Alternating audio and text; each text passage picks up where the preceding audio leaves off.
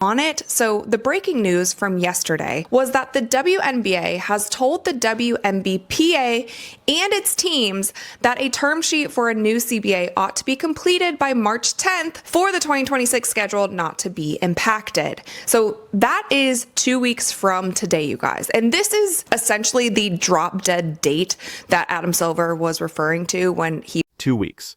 That's all the time left before the WNBA season could be in serious jeopardy.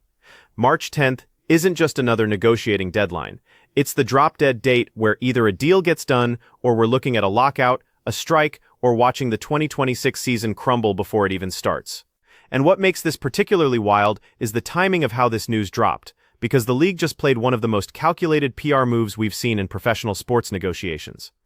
Over 100 players who are free agents. So it's a lot of things that need to be done. There's also a lot of housekeeping things. And I will say, you guys, this March 10th date is just for them to get a handshake agreement, because Adam Silver also alluded to this weeks ago. He's like, even if we have a handshake agreement, things still have to go through lawyers. It has to be put on paper. And that sometimes takes at minimum a week. Most of the time, it takes multiple weeks to even get a contract on paper. And from my understanding, they can't do any of these drafts or like logistical things, or players can't start signing officially with teams until they have inked pen to paper this brand new CBA. Here's what the league just did. On Sunday, they announced for the first time in WNBA history that revenue sharing was triggered, $8 million split among players, roughly $50K per player, as a bonus nobody expected. Then the very next day, boom, they dropped the March 10th deadline. That's not coincidence, that's strategy. Think about the message the league is sending here. They're essentially saying, look, you just made an extra 50 grand under the old CBA structure. This system works. The momentum is real. Don't kill it by holding out for gross revenue sharing. And remember, this revenue sharing happened in 2025, a year when Caitlin Clark missed significant time with injury.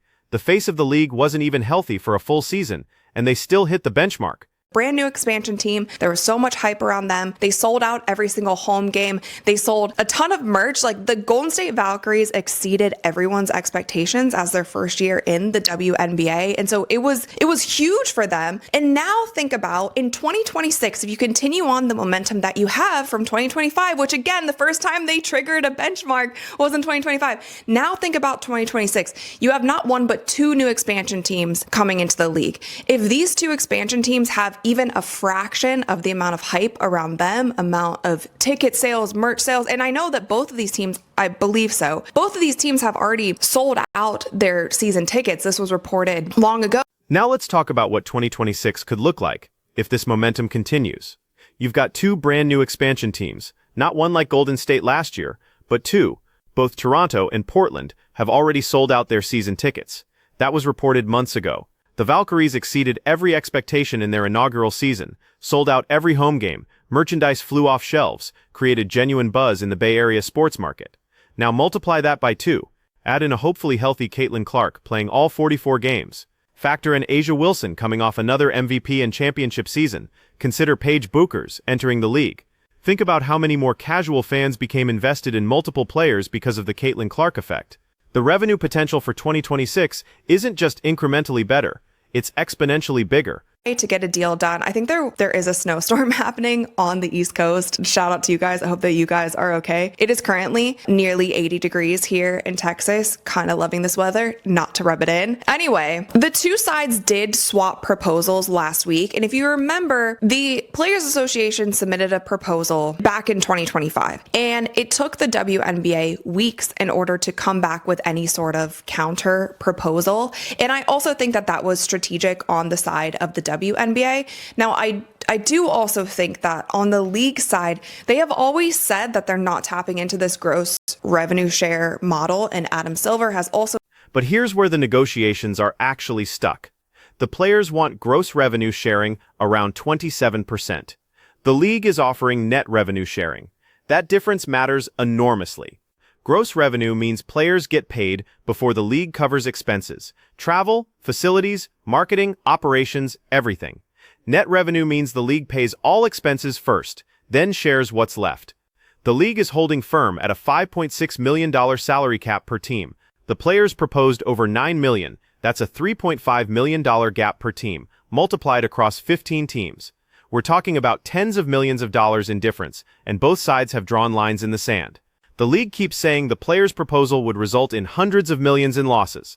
The players keep coming back with gross revenue proposals. The league is saying, we're never doing that, so stop giving us proposals that even have that in it. We're not budging on that, and they are budging on other things. And so I don't really, I think it's going to be either side calling each other's bluff, or one side completely conceding on everything that they have been standing on for the entirety of these negotiations, and we just don't know. So the league is not budging off its offer of $5.6 million per team. So that's the salary cap that the league is offering. The players had sought a salary cap of more than $9 million and a greater share of league revenue. So even that in itself, you guys, league is offering $5.6 million salary cap. The players want a $9 million salary cap. That's $3.5 million extra dollars per team, plus the greater share of league revenue. What concerns me most isn't whether they reach a deal by March 10th. It's what happens to the quality of the product if everything gets rushed.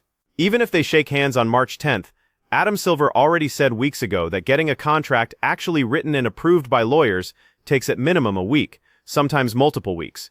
You've got 3 drafts that need to happen, 2 expansion drafts and the WNBA draft.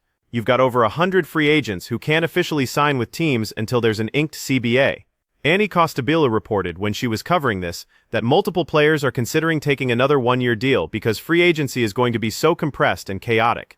That's terrible for building franchise identities and long-term team chemistry. Something done. But I will say one of my biggest concerns with all of this is even if they get a deal done on March 10th and they have the 3 drafts, and free agency, I still think that that's so rushed. And even when we talked to Annie Costabile and had her on the show, and she's talked to so many of these owners and players, it's like she's talked about a lot of players picking up again another 1-year deal because of how rushed this free agency is going to be. And I just personally don't think that is so great for the basketball. And I do also think that these expansion teams are going to be at such a disadvantage because they don't know who is going to be on their teams. I'm sure that they've been recruiting and they have some sort of idea, but there's just so many things. Like for a new franchise, you want to already be building relationships with your players. Like if we look back to last year, these expansion teams already had their players locked in December. They were already able to start building relationships with these players, and the coaches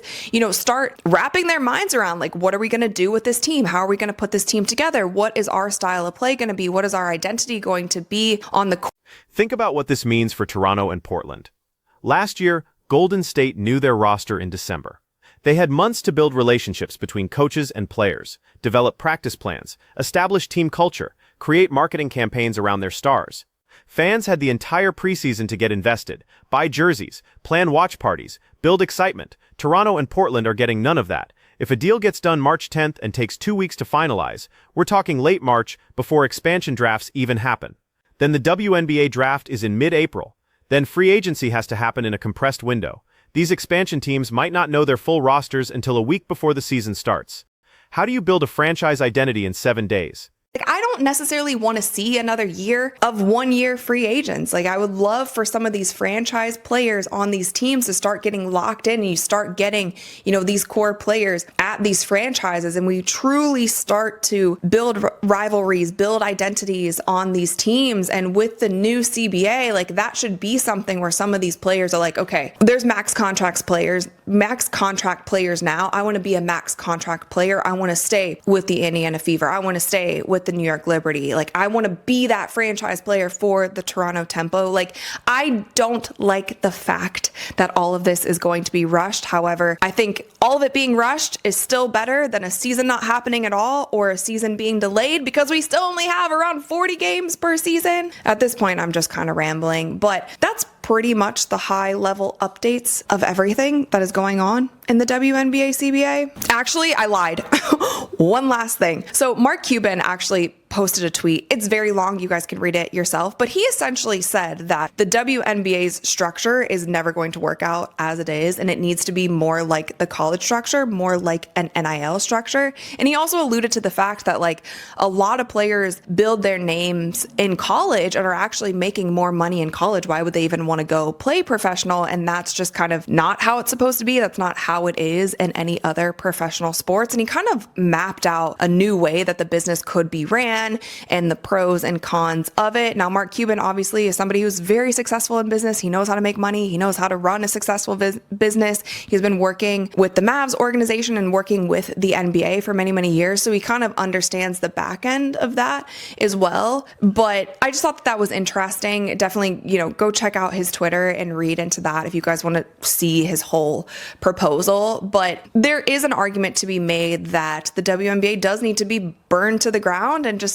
start over, because the way that the league is structured, it's 42% owned by the WNBA, and then the NBA has another 40%, and then there's that 16% of outside investors. But it doesn't seem like that pie, the way that the pie is organized, is going to be changed anytime soon. And with that, you're kind of stuck in a place that you're never going to have the kind of revenue sharing model that some of these other major men's sports leagues have. So if you want something completely different, it might be something where it has to be torn down and started over again, or they have to figure out a new way to supplement for some of these salaries in a way like with NIL, where you can have sponsors and donors and all of those types of things. Anyway, just wanted to also share that with you guys. But with that is all I have for you today. Please let me know all of your thoughts in the comments below. Thumbs up this video if you enjoyed it. Click that little subscribe button, because we upload new videos every single week. And with that, I'll see you guys next. Here's what makes this entire situation so complicated. The fundamental structure of the WNBA might be the real problem, not just the specific numbers in this negotiation. Mark Cuban posted a detailed breakdown on Twitter about this, and before you dismiss it as just another billionaire's take, remember this is someone who's run an NBA franchise for over 2 decades and actually understands sports business economics. Cuban's argument is that the WNBA's ownership structure is broken. The league owns 42%, the NBA owns another 40%, and outside investors hold 16%. That structure creates a fundamental ceiling on how revenue sharing can work. You can't operate like the NBA or NFL when your league entity owns nearly half of itself. The incentives don't align the same way. Cuban suggested the WNBA needs to look more like college athletics, with an NIL-style model where players can supplement their salaries through endorsements, sponsorships, and local deals. His point was that players like Paige Buchers and Caitlin Clark were making more money in college than they would as rookies in the WNBA. That's backwards for a professional sports league. Now, whether you agree with Cuban's specific solution or not, he's identifying a real structural problem. The players want gross revenue sharing like the NBA has. But the WNBA literally cannot operate like the NBA because it's structured fundamentally differently. The NBA is 30 independently owned franchises that collectively bargain with a players' union. The WNBA is partially owned by its own league office, which is partially owned by the NBA. Those are completely different business models. So when the league says gross revenue sharing would create hundreds of millions in losses, they might actually be right given their structure. And when players say they deserve what NBA players get, they're also right in principle. The problem is the structure makes both things true simultaneously. You can't have NBA-style revenue sharing without NBA-style ownership structure. This is why some people argue the league needs to be completely restructured or even rebuilt from scratch. Not because anyone wants to destroy the WNBA, but because the current model might have a built-in ceiling that no amount of Caitlin Clark popularity can break through. You'd need to fundamentally change who owns what and how profits flow through the system. But here's the reality. That kind of massive restructuring isn't happening by March 10th. It's probably not happening during this CBA negotiation at all. So both sides are trying to make a broken structure work well enough to keep the league growing while knowing the foundation itself is flawed.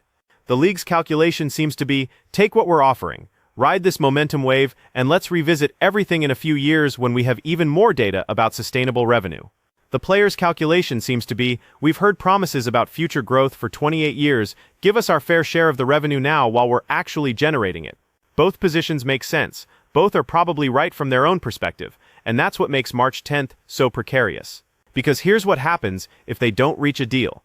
Either the owners lock the players out, or the players strike. With a lockout, the owners are betting they can wait out the players financially. With a strike, the players are betting public pressure will force the owners to cave. Both scenarios kill the momentum everyone keeps talking about. Casual fans who just started watching because of Caitlin Clark aren't going to stick around through a labor dispute. Sponsors who just signed deals aren't going to be thrilled about paying for a season that doesn't happen. National TV partners who increase their investment aren't going to appreciate dark screens where WNBA games should be. And most importantly, two brand new expansion franchises that just invested massive amounts of money are going to be furious if their inaugural seasons get delayed or canceled. The pressure is enormous on both sides, which is probably why the league chose March 10th specifically. It's late enough that the pressure is maximized, but theoretically early enough that the season could still start on time if everything goes perfectly from that point forward. My prediction? They reach some kind of handshake agreement by March 10th. Not because either side got everything they wanted, but because both sides understand what's at stake. The players get a significant salary increase and improved benefits like full housing. The league holds the line on net revenue sharing instead of gross. Both sides claim victory. Both sides are partially right.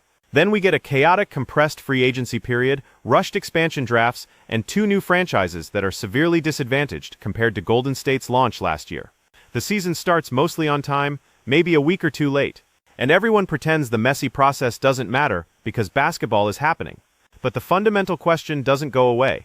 Is the WNBA's structure capable of delivering what the players deserve and what the sport's growth demands? Or are we just kicking that problem down the road for another CBA negotiation in 7 years? That's what March 10th is really about. Not just this specific deal, but whether the league's foundation is strong enough to support the house everyone's trying to build on top of it. And whether 28 years of broken promises can finally be overcome by undeniable momentum and genuine growth. So watch what happens over these next 2 weeks, because the future of women's professional basketball in America might genuinely be decided by how willing both sides are to compromise on principles they've held for months. The revenue sharing was triggered. The momentum is real. The question is whether everyone can get out of their own way long enough to capitalize on it.